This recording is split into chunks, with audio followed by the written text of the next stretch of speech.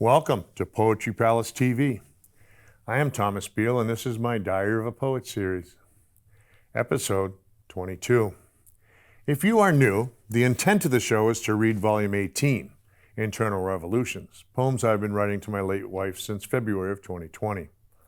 Unfortunately, I have not yet been able to read them in a composed manner. It was suggested that I simply start from the beginning of my stuff and so that I may get used to the idea slowly and add a little bit more time to my process before actually trying to read those poems to you. If you would like to read along at another pace, the series is available to read for free at poetrypalacegiftshop.com. The producer of this show, as well as other fans, believe the verse in her volume is quite helpful for those who have lost a spouse. And if you know someone you feel might be helped, please suggest they check it out. In this episode, we are continuing with Volume 13.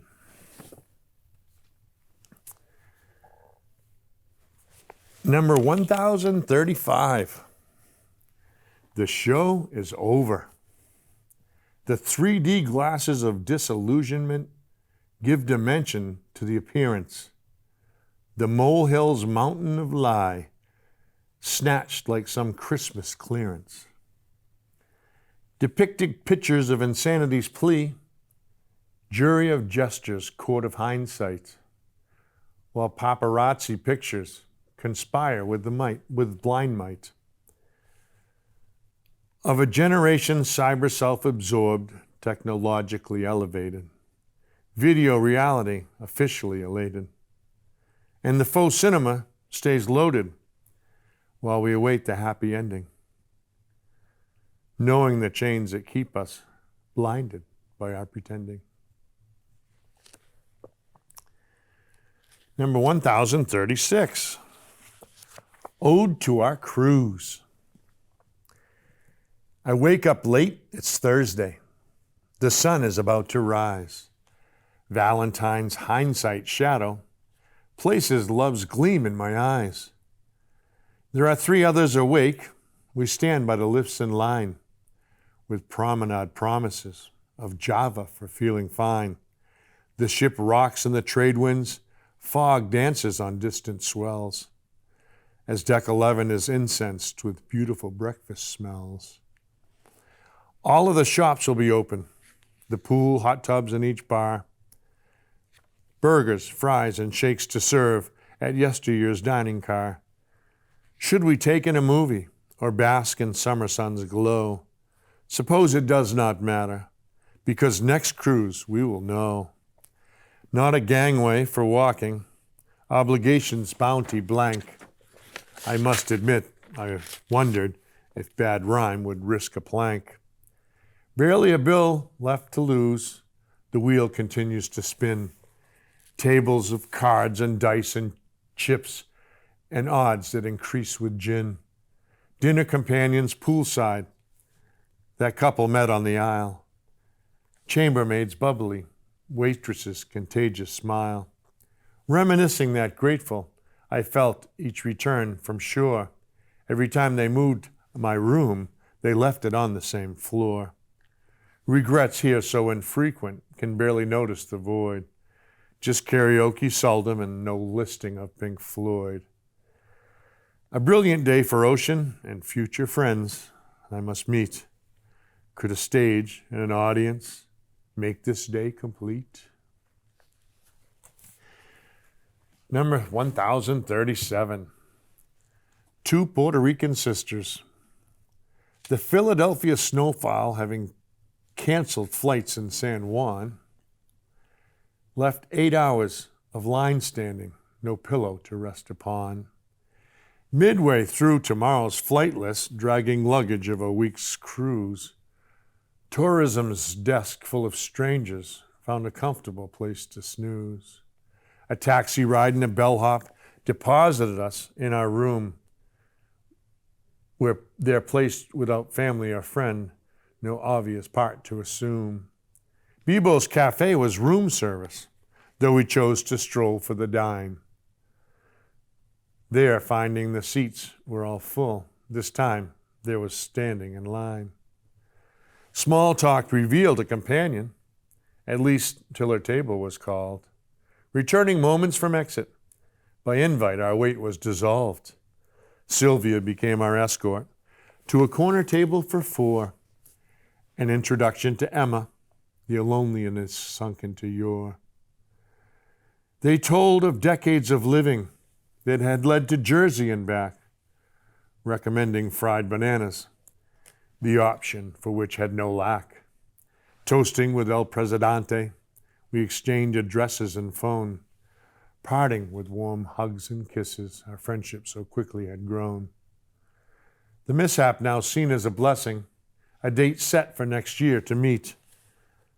Unforeseen island adventure, echoing with memories sweet. In volume 14, Pen Painter,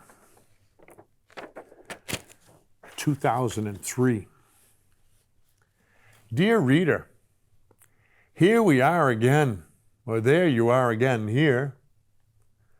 And all I can say is that I tried my best, again, to stay out of the way of the muse, as it spun and twisted and contorted and misused and fumbled with words or phrases and meters and rhymes and whatnot, or I fumbled with how I witnessed it. According to my own belief, this practice puts me that much closer to perfect, the unattainable feat, infinitely beyond reach, allowing for great leaps of progress without binding or cramping in any way whatsoever. It is with sadness that I realize this is the last volume that will be pulled from the Thought Cafe posts, as they are closing in March of the coming year. For any of you whom have visited the site, my condolences. And for any of you whom have missed the treasures and delights found there, my condolences. Alas, there are many a site for such postings, and in the end, it is the posters and the readers, not the site, that make it worthwhile. So may we meet there, wherever it is, now, of course. Thanks, Tom.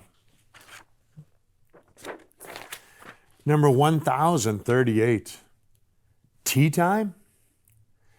This pitiful parometabolous, pathetic state appearing, the prophetic paucity of fate, peoples a planet with people perturbed, panics the picnic polished, with disturbed, possibly polite repercussions proposed, poetically proper perchance in repose, probably pride proportionately prim, predisposes possibilities of perceiving light's brim. Number 1039. Impersonally yours. I see you in your pain, but would not seek to heal. I see your anguish plain, would not with pity seal. I see your eyes calling, caricature at best.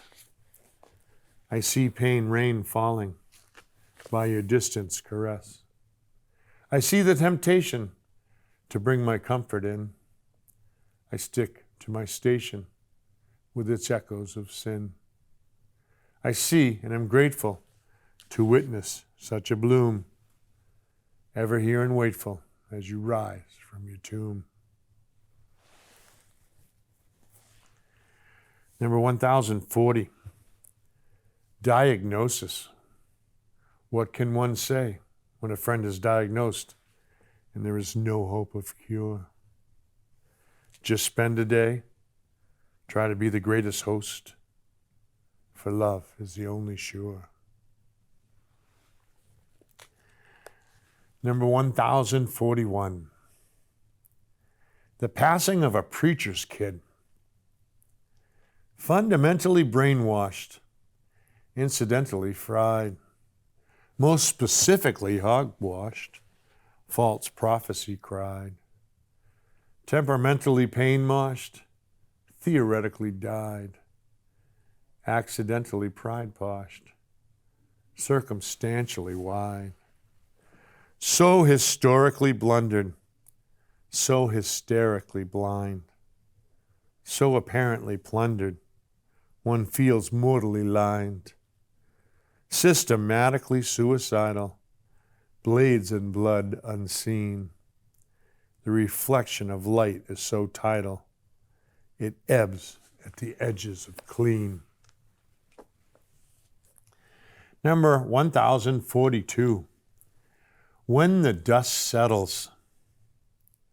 Masterfully nimble to the unattained eye, intellectual gymnastics while ether worlds cry, delights in flash frame while emotions smother, simulating strangers of sister and brother, pieces of a puzzle, thou, thee, and I, reptiles claiming spirit, dreaming wogs who can fly. We begin to realize how we help teach each other, how we begin to realize how we help teach each other. Though faux pas are many, this beeth not one. Thus, of course, the obvious, when alleth are done.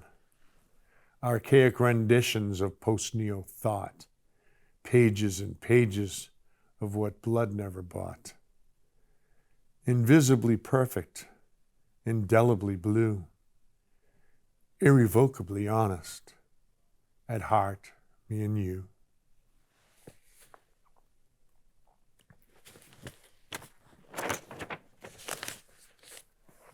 Number 1043. April honors.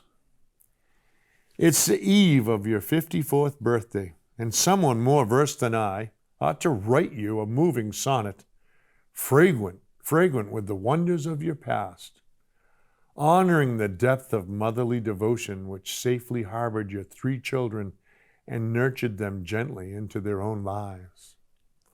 Recounting each step of your whimsical travels to the south and the west and to borders below, noticing the brilliance of sparkle-eyed smiling above schoolgirl curves you maneuver so well, and just maybe no one else should notice such things as the things that you show me when no one is there. Maybe I should write what comes to my conscience each time memory whispers your name to my soul.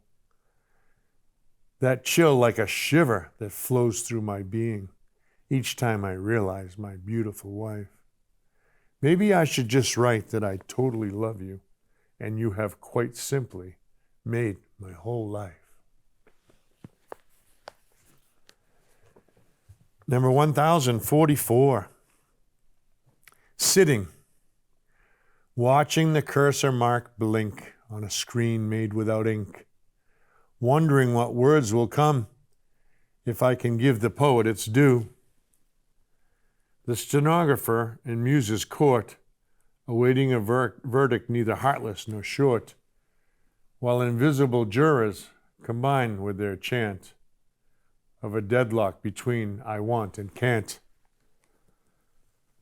While the wiles and wines of man frivolously faking some plan, like a master in his place to take as the coals of his hell spark and bake. Turn the red of his raw into bland, and the skies of his dream into land. Yet the wing of a hope to be seen flies through the polluted air clean, as the whisper of latter days girth simultaneously bring effortless birth to messiahs of every man's doom, and to every dark ploy a new tomb. While some poet sits to electronic flash amidst eons of mortalic ash, and wonders if today is the day the muse just might have his way. I believe that's going to do it for today. I would like to thank you very much for joining me for this episode of Poetry Palace TV, and I hope there was something that caught your ear. Please feel free to check out the website, poetrypalacegiftshop.com, and I hope to see you next week. Bonjour.